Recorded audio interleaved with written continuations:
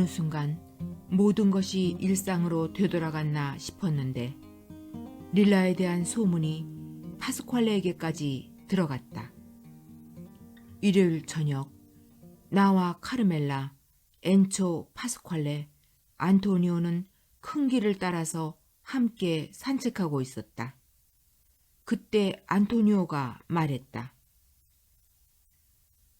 마르첼로가 모두에게 리나와 깊은 관계를 가졌다고 떠벌리고 다닌다는 소문을 들었어. 엔초는 눈 하나 깜짝하지 않았지만 파스퀄레는 바로 흥분했다. 깊은 관계라니? 안토니오는 나와 카르멜라 때문에 민망해하며 말했다. 무슨 말인지 알잖아.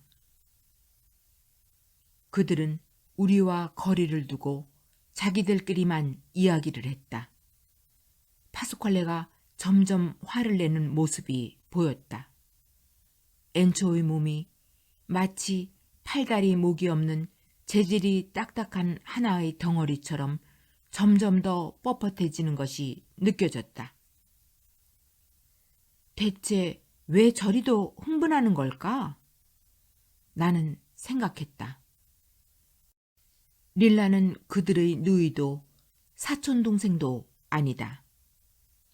그런데 셋이 스테파노보다, 아니 자신들이 릴라의 실제 약혼자들이라도 되는 양 그보다 훨씬 더 붕괴하고 있었다. 특히 파스퀄레가 흥분하는 모습은 가관이었다. 불과 며칠 전에 릴라에 대해서 자기 입으로 그런 얘기를 해놓고서 지금에 와서 갑자기 이렇게 소리질렀다.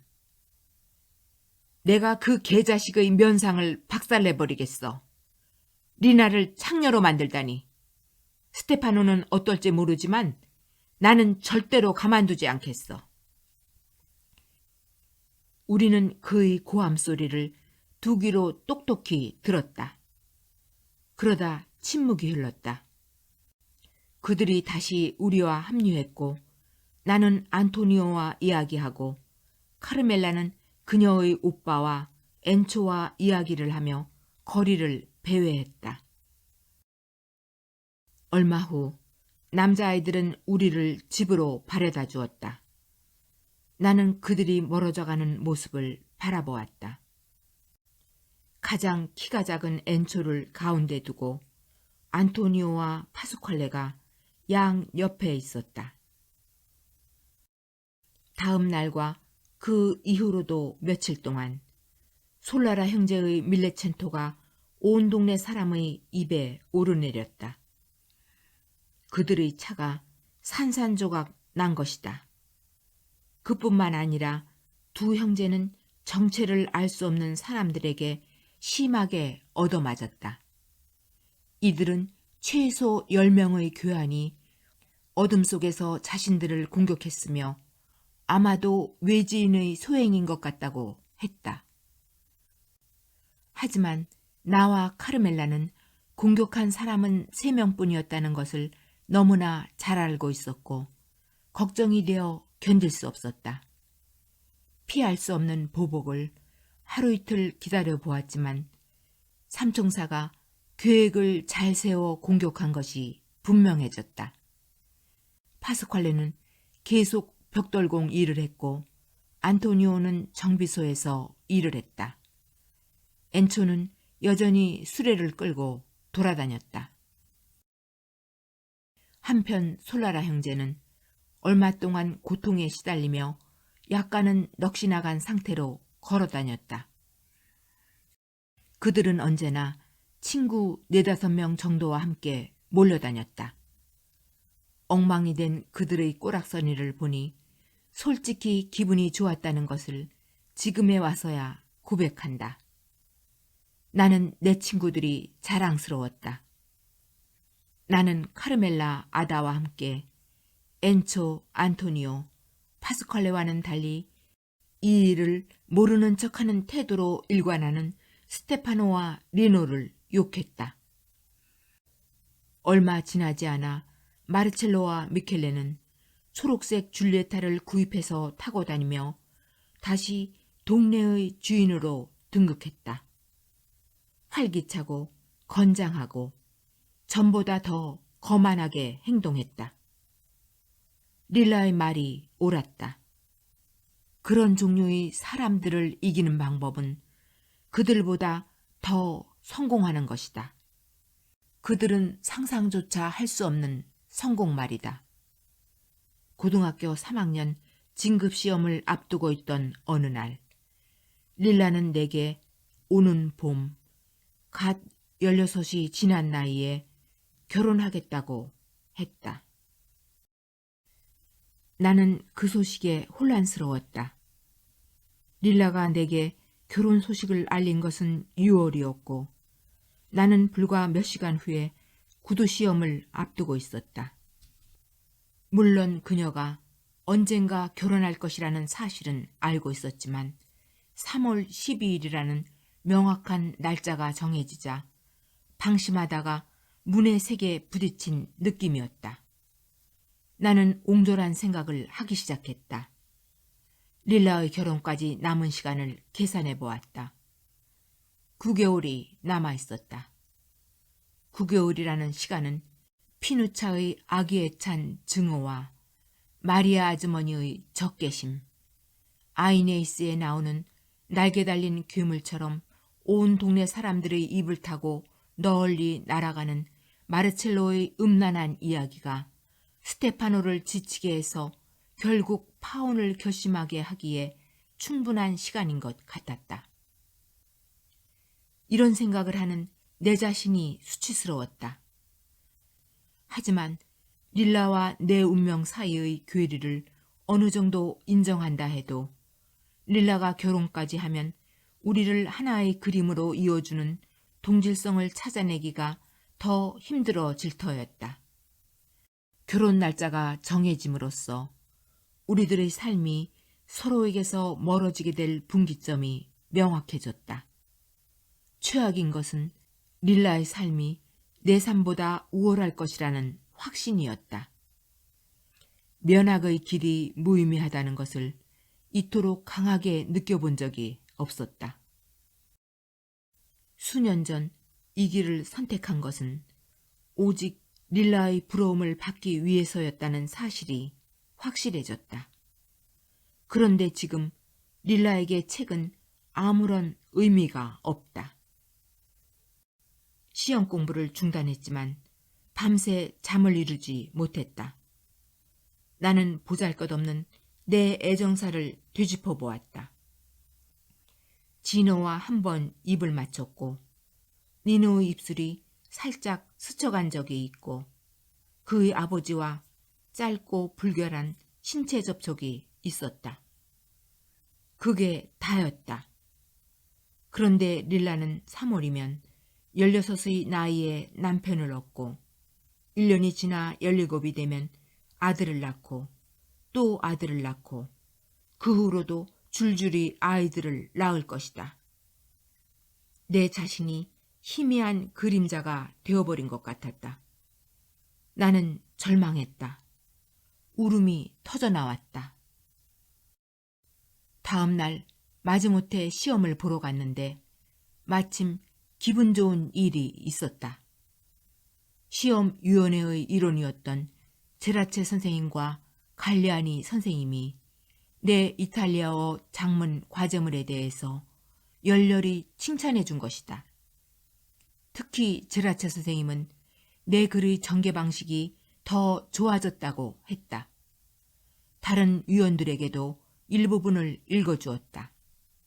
제라체 선생님이 내 글을 읽는 것을 들으면서 몇 달 동안 내가 글을 쓸 때마다 하려고 했던 것이 무엇인지 깨달았다. 나는 딱딱하고 부자연스러운 어투를 버리고 이스키아 섬에서 받은 릴라의 편지처럼 매끄럽고 매혹적인 글을 쓰려고 노력해온 것이었다.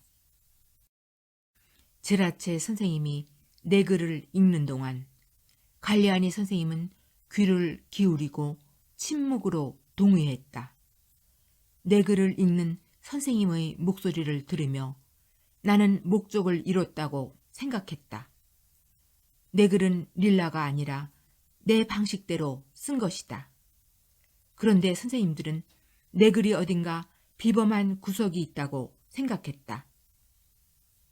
나는 10점 만점으로 다음 학년에 진급했다. 하지만 우리 집에서는 아무도 놀라워하거나 축하해주지 않았다.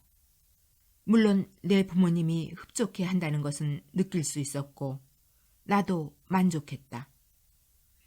하지만 식구들은 대수롭지 않게 생각했다. 어머니는 학계에서 거둔 성공을 당연한 것으로 받아들였고 아버지는 다음 학년도를 위한 책을 기간 안에 구하도록 당장 올리비에로 선생님에게 가보라고 했다. 집을 나서는데 어머니가 등 뒤에 대고 소리쳤다. 행여나 널 또다시 이스키아 섬에 보내려고 하면 내가 몸이 편치 않아 집안일에 네 도움이 필요하다고 해라. 선생님은 나를 칭찬하기는 했지만 마지못해 하시는 것 같았다. 선생님조차 내 우수한 성적을 당연하게 여겨서이기도 했고 건강 상태가 좋지 못한 탓도 있었다. 선생님은 내게 쉬어야 할 것 같다는 말도 사촌 넬라 아주머니에 대한 이야기도 이스키아 섬에 대한 이야기도 하지 않았다. 대신 놀랍게도 릴라에 대한 이야기를 꺼냈다. 선생님은 멀리서 릴라의 모습을 봤다고 했다. 약혼자인 식료품점 주인과 함께 있더라고 했다. 그런데 선생님은 내가 평생 잊지 못할 말을 덧붙였다. 어린 시절 체룰로가 머릿속에 간직하고 있던 아름다움은 피어나지 못했단다. 그 아름다움이 모두 얼굴과 가슴, 허벅지와 궁둥이로 가버렸어. 언제 그랬냐는 듯이 아름다움이 순식간에 사라져버리는 그런 것들로 말이야. 선생님을 알고부터 선생님이 험한 표현을 쓰는 것을 한 번도 들어보지 못했다. 그런데 선생님은 궁둥이라는 단어를 썼고 이내 미안하다고 중얼거렸다. 하지만 나는 그 말 자체에 충격을 받지는 않았다.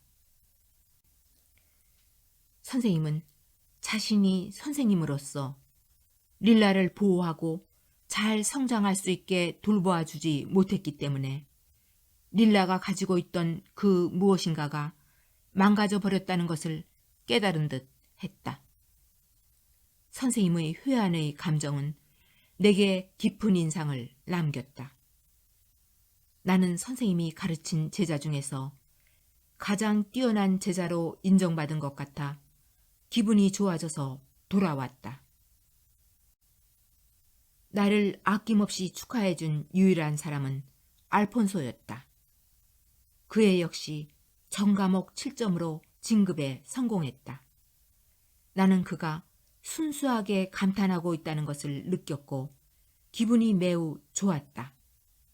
그는 너무나 기쁜 나머지 성적표가 붙어있는 벽 앞에서 같은 반 아이들과 그들의 부모님이 지켜보는 앞에서 내가 여자아이고 나를 만져서는 안 된다는 사실을 망각한 듯 곤란한 행동을 했다. 나를 힘차게 안고 쪽 소리를 내며 내 볼에 입을 맞춘 것이다. 그러고는 당황하며 즉시 나를 놓아주었다. 미안하다고 사과는 했지만 기죽지 않고 소리쳤다. 전 과목 10점이라니. 불가능한 일이야. 전 과목 10점이라니. 집에 돌아가며 우리는 그의 형과 릴라의 결혼식에 대해 많은 이야기를 나눴다. 그날따라 기분이 좋아서 나는 처음으로 미래의 형수에 대해 어떻게 생각하느냐고 물었다. 알폰소는 잠시 생각하더니 말했다. 예전에 학계에서 치렀던 경쟁을 기억해? 그걸 어떻게 잊겠어. 난 내가 이길 것이라고 확신하고 있었어. 너희들 모두 내 아버지를 두려워했으니까. 리나도 마찬가지였어. 사실 어느 정도는 일부러 너를 이기지 않으려고 했고. 그래. 하지만 일단 마음을 먹자 내게 망신을 줬지. 그날 집에 가는 내내 울었어. 패배한다는 것은 기분 나쁜 일이지. 그래서가 아니야. 나를 포함한 모든 사람이 아버지를 두려워하는데 그 조그만 여자애는 그렇지 않다는 사실이 견딜 수 없었던 거야. 그때 리나에게 반했었니? 농담해? 나는 항상 릴라가 불편했어. 무슨 뜻이야? 그녀와 결혼하려는 형은 용기가 가상하다는 거야. 무슨 말이야? 내 말은 네가 낫다는 거야. 나에게 선택하라고 한다면 나는 너와 결혼했을 거야. 이 말도 마음에 들었다. 우리는 웃음을 터뜨렸다.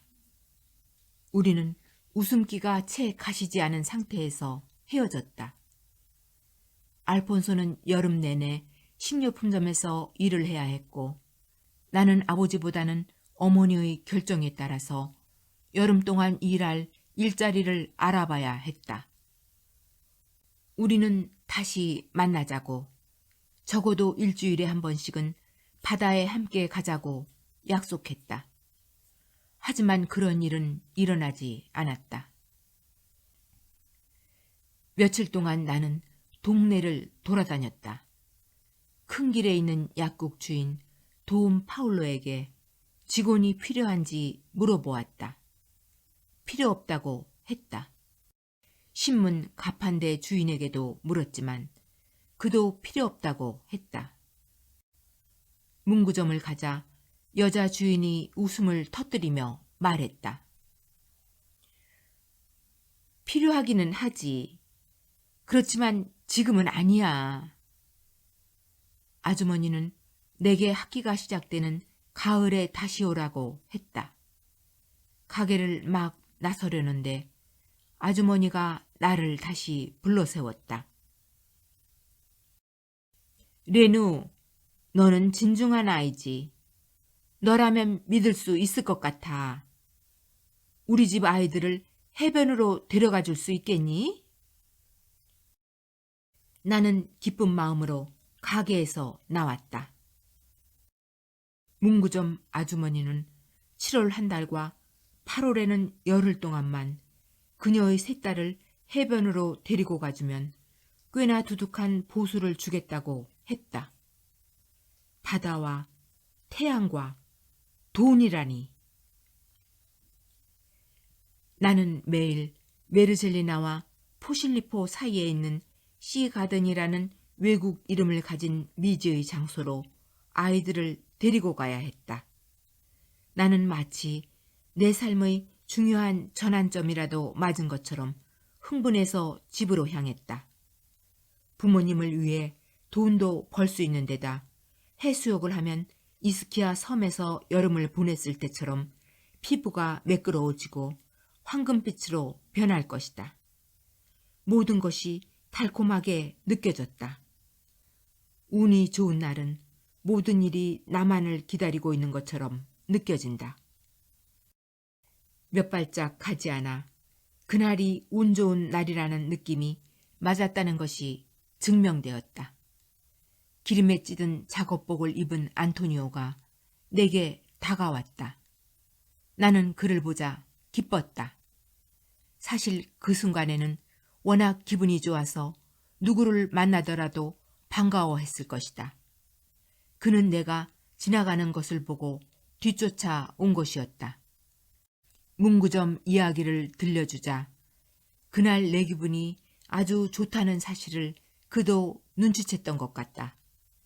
사실 수개월 동안 악착같이 공부하며 외로웠고 내 자신이 못나게 느껴지기도 했다. 니노를 사랑했지만 그를 피했고 그가 진급했는지 몇 점을 받았는지 보러 가지도 않았다. 릴라는 내 삶을 넘어서는 중대한 도약을 앞두고 있었고 나는 더 이상 그녀를 뒤쫓아갈 수 없게 될 것이었다. 하지만 이제 기분이 나아졌고 이보다 더 좋아지고 싶었다. 내가 고백을 받아들이기에 적당한 상태라는 것을 본능적으로 느낀 안토니오가 자기와 사귀지 않겠느냐고 물었다. 나는 망설이지 않고 좋다고 했다. 비록 내가 정말 사랑하는 것은 다른 사람이고 안토니오에 대한 내 감정은 호감에 불과했지만 말이다. 스테파노와 동갑이고 어엿한 성인이며 직업을 가진 안토니오를 애인으로 두는 것은 전과목 만점으로 진급하는 일이나 보수를 받고 문구점집 딸들을 시가든에 데려다주는 일과 별다를 것이 없게 느껴졌다. 일도 시작하고 연애도 시작했다. 문구점 아주머니는 내게 일종의 정액공 같은 것을 끊어주었다. 나는 매일 아침 새아이를 데리고 사람들이 꽉 찬 버스를 타고 도시를 가로질러 밝은 색으로 가득한 시가든으로 갔다. 파라솔과 푸른바다, 콘크리트 플랫폼, 학생들과 시간이 남아도는 부유한 여인들, 탐욕스럽고 외모가 화려한 여인들로 가득한 장소. 나는 내게 말을 걸어오는 직원들에게 예의 바르게 대답했다. 나는 아이들을 보살펴주고 닐라 아주머니가 그 전해에 만들어준 수영복을 뽐내며 아이들과 함께 오랫동안 수영을 했다. 아이들에게 밥을 먹이고 아이들과 함께 놀아주었다. 미끄러져서 분수대에 부딪혀 이빨을 부러뜨리지 않게 주의하며 아이들이 돌로 된 분수에서 마음껏 물을 마시도록 내버려 두었다. 동네에 도착하면 늦은 오후였다. 나는 아이들을 문구점 아주머니에게 데려다주고 햇볕에 그을리고 바닷물의 소금기가 밴 상태로 안토니오와 몰래 만나기 위해서 달려갔다. 우리는 새길을 따라서 저수지까지 갔다. 어머니나 올리비에로 선생님께 들킬까봐 겁이 났다. 진짜 첫 키스는 안토니오와 했다. 얼마 지나지 않아 나는 그가 내 가슴과 다리 사이를 만지도록 허락했다.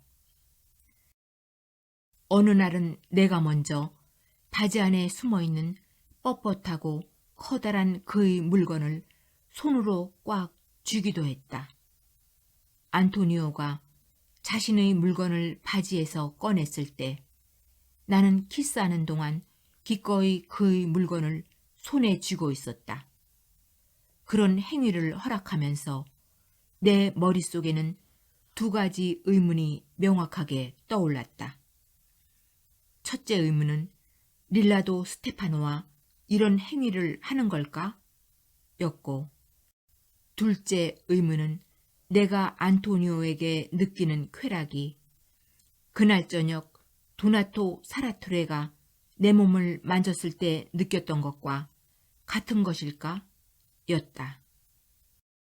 어느 경우이건 안토니오는 결국 한편으로는 릴라와 스테파노의 사랑을 떠올리기 위한 도구로, 다른 한편으로는 니노 아버지와의 사건에서 느낀 몰아 정의 내릴 수 없는 강렬한 느낌을 떠올리기 위한 도구로 전락했다. 하지만 이에 대한 죄책감은 없었다. 안토니오는 내게 항상 고마워했고 저수지에서 나는 약간의 신체 접촉만으로도 내게 완전한 종속감을 보였다. 그러다 보니 나는 곧 내게 빚진 것은 안토니오고 내가 그에게 주는 쾌락이 그가 내게 주는 쾌락보다 훨씬 더 큰 것이라고 생각하게 되었다. 안토니오는 일요일이면 가끔 나와 아이들을 씨 가든까지 바래다 주었다. 그는 급여가 형편없는데도 넉넉한 척하며 꽤 많은 돈을 써야만 했다. 일광욕을 좋아하지 않는데도 말이다. 하지만 그는 나를 위해서, 내 곁에 머무르기 위해서 이 모든 것을 기꺼이 했다. 하루 종일 키스하거나 서로의 몸을 만질 틈이 없었으니 얻는 것이 아무것도 없었는데도 그는 광대 흉내를 내거나 수영선수같이 다이빙하며 아이들을 즐겁게 해주었다. 안토니오가 아이들과 놀아주는 동안 나는 햇볕 아래 누워 책을 읽었다. 그럴 때면 해파리처럼 책장에 몸이 녹아드는 것 같았다.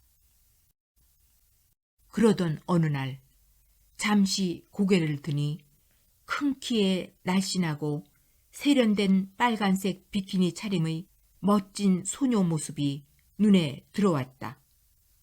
릴라였다. 뭇 사내들의 시선을 받는데 익숙해져서 그토록 사람이 붐비는 곳을 마치 아무도 없는 양 걸어가고 있었다.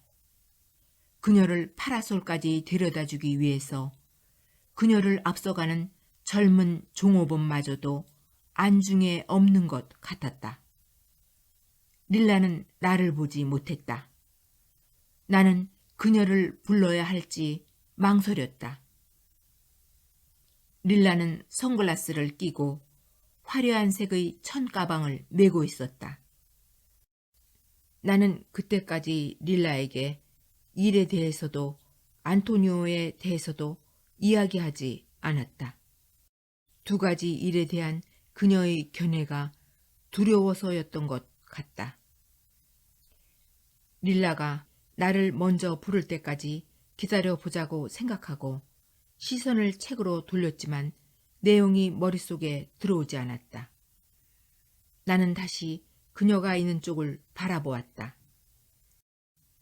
릴라는 종업원이 펼쳐준 일광욕용 긴 의자에 앉아 햇볕을 쬐고 있었다. 그러는 사이 푸른색 수영복을 입은 피부가 새하얀 스테파노가 나타났다. 손에는 지갑과 라이터와 담배가 들려 있었다.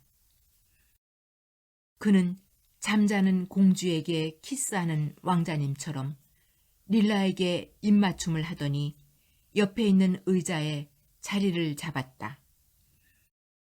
나는 다시 책을 읽기 시작했다. 오랫동안 훈련을 해온 덕분에 이번에는 몇 분 동안이나마 단어의 의미를 이해할 수 있었다. 그때 읽은 소설이 오블로 모프였던 걸로 기억한다. 다시 고개를 드니 그대로 앉아서 바다를 바라보고 있는 스테파노의 모습이 눈에 들어왔지만 릴라의 모습은 보이지 않았다. 나는 눈으로 그녀를 찾았고 안토니오와 이야기하고 있는 그녀의 모습과 나를 손으로 가리키는 안토니오의 모습을 발견했다. 나는 그녀에게 반갑게 인사했고 그녀 역시 이에 못지않게 반갑게 인사하면서 뒤를 돌아 스테파노를 불렀다. 안토니오가 문방구 아주머니의 딸들을 돌봐주는 동안 우리 셋은 함께 수영을 했다. 겉보기에는 즐거운 날이었다. 어느 순간 스테파노는 모두를 카페로 불러들여 판인이며 음료수며 아이스크림 같은 온갖 음식을 주문했다. 아이들은 안토니오를 내버려 두고 스테파노에게 관심을 집중했다. 두 청년이 스테파노의 오픈카와 관련된 문제에 대해서 이야기하는 동안 나는 아이들이 이들을 방해하지 않도록 한쪽으로 데리고 왔다. 안토니오는 그 방면의 전문가였다. 그러자 곧바로 릴라가 내게 다가왔다. 문구점 아주머니가 내게 얼마를 주시니? 얼마 안 돼. 그런데 어머니는 그것도 많이 주시는 거래. 네 가치를 인정받아야 해, 레누. 내가 네 아이들을 바다에 데리고 오게 되면 그때 인정받을게. 너에게라면 그 말을 상자째 가져다 줄 수도 있어. 너와 함께 있는 시간이 얼마나 소중한지 몰라. 나는 릴라가 농담을 하는 것 같아 그녀를 바라보았다. 하지만 농담이 아니었다. 농담은 그 다음에 했다. 릴라는 안토니오 쪽으로 고갯짓을 하며 물었다. 안토니오는 내 가치를 알아? 우리 사귄 지 20일 되었어. 그를 좋아해? 아니. 그런데 왜? 나는 도전적인 눈빛으로 그녀를 바라보았다. 너는 스테파노를 좋아하니? 릴라가 진지하게 대답했다. 아주 많이. 부모님이나 리노보다 더? 그 누구보다. 하지만 너보다는 아니야. 너 나를 놀리는구나. 그렇게 말하면서도 나는 생각했다. 놀리는 거라고 해도 이렇게 햇볕을 받으며 따스한 시멘트 바닥에 앉아서 두 발을 물에 담그고 함께 이야기하는 것은 멋진 일이라고. 내가 무슨 책을 읽고 있는지 묻지 않아도 할 수 없다. 고등학교 3학년 시험 결과에 대해서 물어주지 않아도 상관없다. 릴라와의 관계가 끝나지 않은 것일 수도 있다. 결혼한 다음에도 우리 둘 사이에 뭔가가 남을 수도 있을 것이다. 내가 말했다. 난 매일 여기에 와. 너도 오는 게 어때? 릴라는 내 제안에 기뻐하며 스테파노와 이야기를 했고 그 역시 좋다고 했다. 그날은 우리 모두가 불편하지 않았던 멋진 날이었다. 해가 지기 시작했고 아이들을 데리고 갈 시간이 되었다. 스테파노가 계산을 하려고 계산대로 갔는데 안토니오가 먼저 계산을 마쳤다는 것을 나는 알게 되었다. 스테파노는 몹시 안타까워하며 열정적으로 감사의 표시를 했다. 카페를 나와 스테파노와 릴라가 오픈카를 타고 떠나자 나는 안토니오에게 화를 냈다. 멜리나와 아다는 건물 계단 청소를 하고 그는 정비소에서 눈꽃만한 급여를 받고 있었다. 왜 내가 계산을 한 거야? 나는 잔뜩 화가 나서 소리를 지르다시피 사투리로 말했다. 우리가 더 멋지고 더 고상한 사람들이니까. 그가 대답했다. 나도 모르게 서서히 안토니오가 좋아지고 있었다. 우리들의 성적 유희는 더 과감해지고 더 즐거워지고 있었다.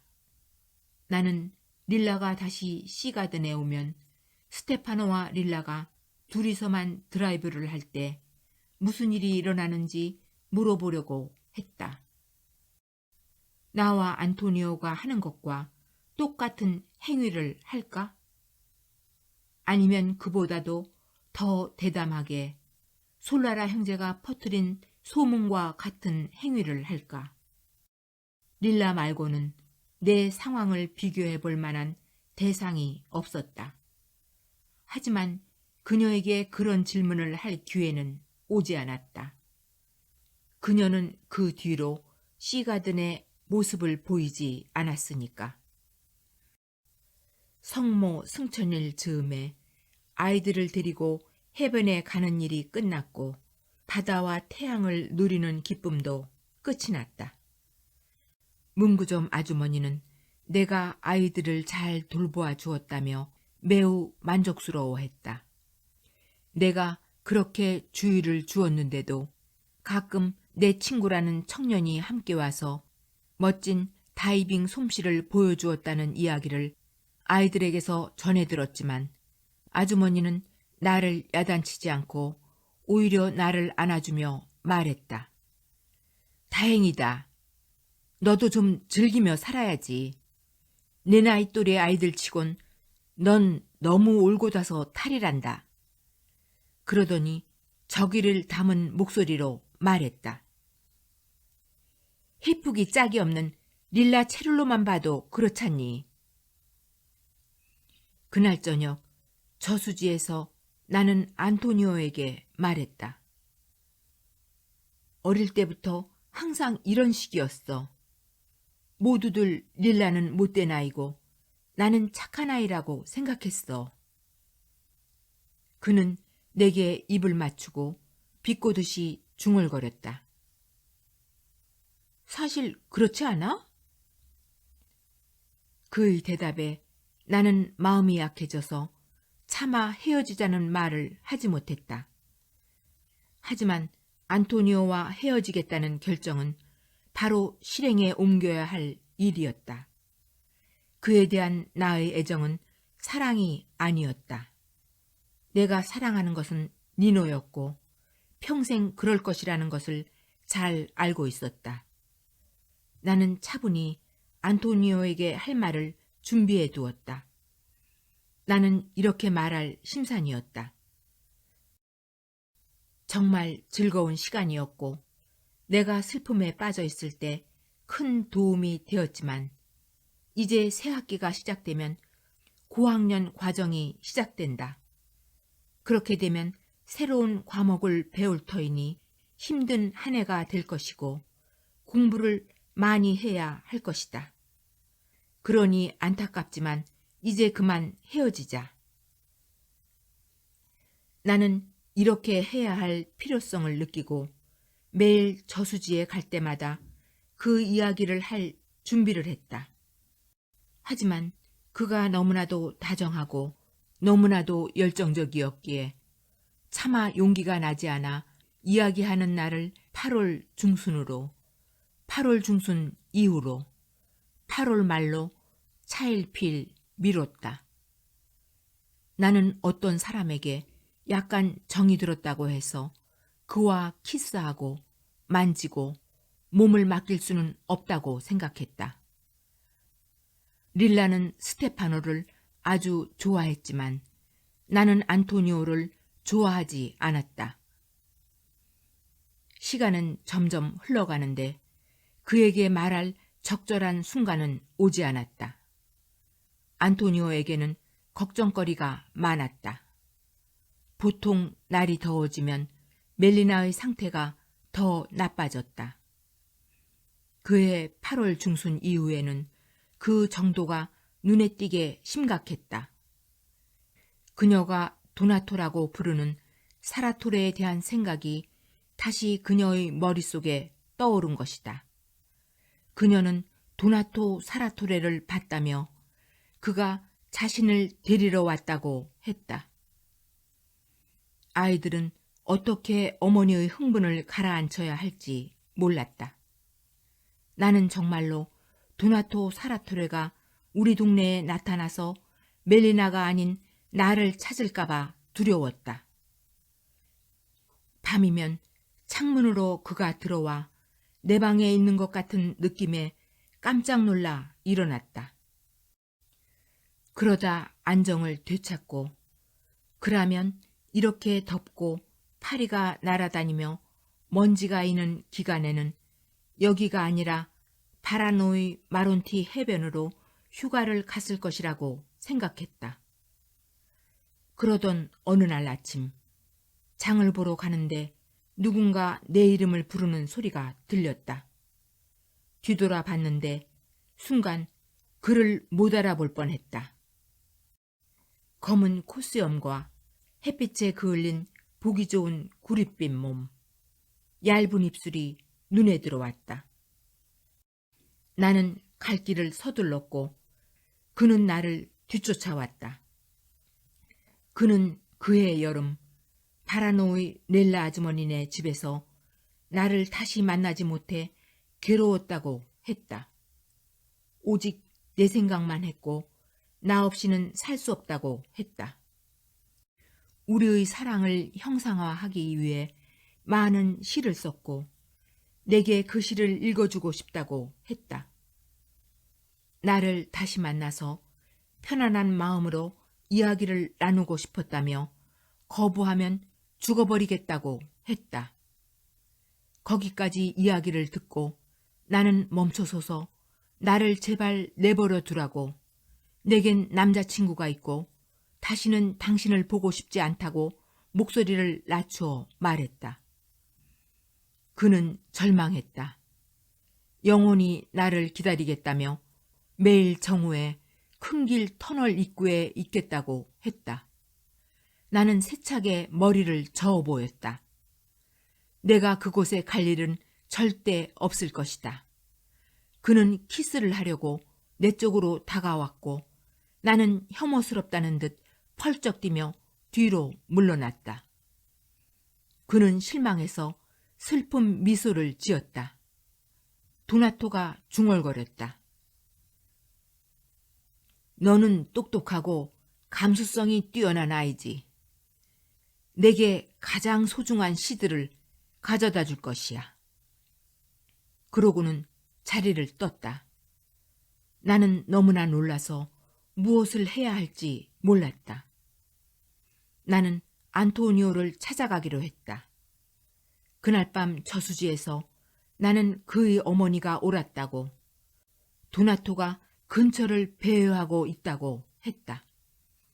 그가 길에서 나를 불러 세웠다고 했다. 내게 안토니오의 어머니에 대해서 물으며 매일 정오에 터널 입구에서 기다리겠다고 전해달라는 부탁을 했다고 말했다. 안토니오는 침울하게 중얼거렸다. 내가 뭘 해야 할까? 나는 안토니오에게 같이 가줄 테니 함께 약속 장소로 나가서 도나토에게 그의 어머니의 건강 상태에 대해 똑똑히 설명해 주라고 했다. 그날 밤 나는 걱정이 되어 잠을 한숨도 잘 수 없었다. 다음 날 우리는 터널로 갔다. 안토니오는 입을 꾹 다물고 서두르지 않고 걸었다. 그의 몸을 짓누르는 무엇인가가 그의 걸음을 늦추고 있다는 것을 느낄 수 있었다. 그는 어떤 면에서는 화가 나 있었지만 어떤 면에서는 기가 꺾여 있었다. 나는 화가 나서 생각했다. 아다와 릴라일에는 솔라라 형제와 대적할 용기를 냈으면서 지금 이렇게 두려워하다니, 그에게 도나토 사라토레는 고귀하고 중요한 인물로 보이나 보구나. 그런 생각이 들자 나는 더 단호하게 그를 뒤흔들고 그에게 너는 책을 쓰진 않았지만 그 남자보다 훨씬 나은 사람이야 라고 소리치고 싶었다. 나는 꾹 참고 그의 팔짱을 꼈다. 도나토 사라토레는 멀리서 우리를 보고 급히 터널의 어둠 속으로 몸을 감추려 했다. 나는 그를 불렀다. 도나토 아저씨! 그는 마지못해 뒤를 돌아봤다. 나는 그에게 극 존칭을 사용했는데 그때 우리 동네에서는 보기 드문 일이었다. 멜리나 아주머니의 아들 안토니오를 기억하실지 모르겠어요. 도나토는 밝고 다정한 목소리를 쥐어 짜냈다. 기억하고 말고. 잘 있었니, 안토니오? 저희는 사귀는 사이예요. 아, 그렇구나. 우리는 꽤 오래 고민해 봤는데 거기에 대해서 안토니오가 아저씨께 설명해 줄 거예요. 안토니오는 자신이 나설 순간이 왔음을 알고 창백한 얼굴로 잔뜩 긴장해서 힘겹게 표준어로 말했다. 다시 만나 뵙게 돼서 반갑습니다. 도나토 아저씨. 저는 아저씨를 잊지 않았어요. 아버지가 돌아가신 다음에 저희를 위해 해주신 일에 대해서 언제나 감사하게 생각할 겁니다. 무엇보다 저를 고레시오시의 정비소에 취직시켜 주셔서 감사해요. 아저씨 덕분에 기술을 배웠습니다. 어머니 이야기를 해드려. 나는 신경질적으로 그를 압박했다. 그는 화를 내며 내게 가만히 있으라는 표시를 해보였다. 그러고는 말을 이어나갔다. 그렇지만 이제 우리 동네에서 살지 않으시니 상황이 어떤지 모르시겠지요. 제 어머니는 아저씨 이름만 들어도 정신을 잃으세요. 단 한 번이라도 아저씨를 다시 보면 정신병원에 가시게 될 거예요. 도나토가 한숨을 내쉬었다. 이보게나, 안토니오. 난 자네 어머니께 해를 끼치고 싶은 생각은 추호도 없다네. 자네는 내가 자네 가정을 도우려고 안간힘 쓴 것을 당연히 기억할 거야. 나는 언제나 멜리나와 자네 가족 모두를 도와주려고 했을 뿐이라네. 정말 어머니를 돕고 싶으시다면 어머니를 찾지 마세요. 어머니께 책도 보내지 마시고 동네의 모습을 나타내지도 말아주세요. 자네가 내게 그런 요구를 할 수는 없어. 내게 소중한 장소를 찾는 것을 막을 수는 없다네. 도나토가 감동을 꾸며낸 듯한 뜨거운 목소리로 말했다. 나는 그의 어조에 혐오감을 느꼈다. 익숙한 어조였다. 파라노의 마론티 해변에서 자주 쓰던 말투였다. 시를 쓰고 로마지의 기사를 기고하는 진중한 남자의 목소리에 어울릴 법한 끈적하고 달래는 듯한 어투였다. 내가 막 끼어들려고 하는데 놀랍게도 안토니오가 나를 앞섰다. 그는 어깨를 굽히고 머리를 숙인 후 팔을 뻗어 그의 힘센 손으로 도나토의 가슴을 움켜쥐었다. 그러고는 사투리로 말했다. 난 당신을 막지 않을 겁니다.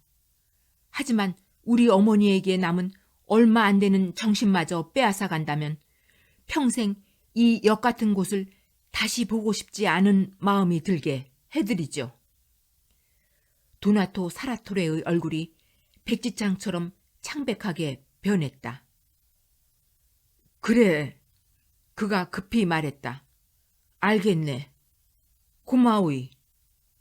그는 뒤돌아서 반대 방향으로 급히 내뺐다. 나는 안토니오가 분노하는 모습이 마음에 들어 그의 팔짱을 꼈다. 그가 떨고 있는 것이 느껴졌다. 그때 처음으로 안토니오에게 아버지의 이른 사망과 일, 갑작스럽게 그를 덮쳐온 책임감과 어머니의 정신적 붕괴가 어떤 의미였을지에 대해서 생각하게 되었다. 나는 사랑을 듬뿍 담아 그를 끌어당기며 그에게 이별을 통보할 기한을 다시 한번 연장했다. 나는 생각했다. 릴라의 결혼식이 끝나면 헤어지자.